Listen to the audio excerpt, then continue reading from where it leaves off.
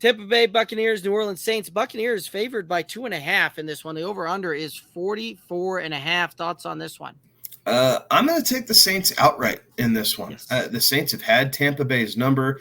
Defensively, they do a pretty good job getting to Tom Brady and rattling him a little bit. And the Buccaneers are riddled with injuries right now. Chris Godwin's not going to play. Julio's nursing a hamstring. Mike Evans is nursing a calf. Russell Gage is nursing a hamstring. Leonard Fournette's nursing a hamstring. Their left tackle has been ruled out for the game. Then the Saints will do a good job of getting pressure right up the middle and in his face. So I think Tampa Bay is going to struggle this game. So I'm going to say the under, and I'm going to say the Saints. You and I see this one very similarly. I got the Buccaneers 18, the Saints 21. So I see the Saints winning this thing. I see the under on this one. And I think for all the reasons that you just said, the Saints looked pretty decent on the defensive side of the ball once they finally kind of got their act together in the second half there.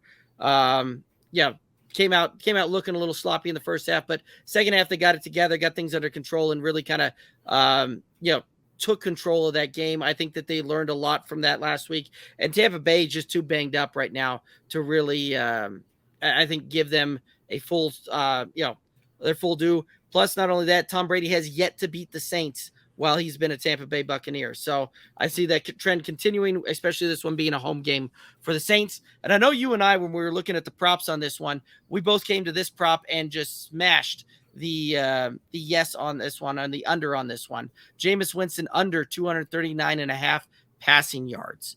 So thoughts on this one? I think he flirts with the number, but 240 passing yards against this defense is going to be tough, right? This is going to be another grinded out, gritty game. We're going to see, one first down punt type series games, a lot of field position. Obviously we both called for the under. So as long as Jameis doesn't make the mistakes, he'll be able to kind of try and feed Kamara and Mark Ingram both some things sprinkled in, but to get over 240 passing yards for Jameis, that's going to be a bit of a stretch. Yeah, I think that one's going to be tough too. So, alrighty. So, again, kind of a more of a defensive matchup here with not a lot of, this is one of those that there's a lot of like big name fantasy players in here, but it's one that if I can pivot away from, I'm going to pivot away from this match where I can.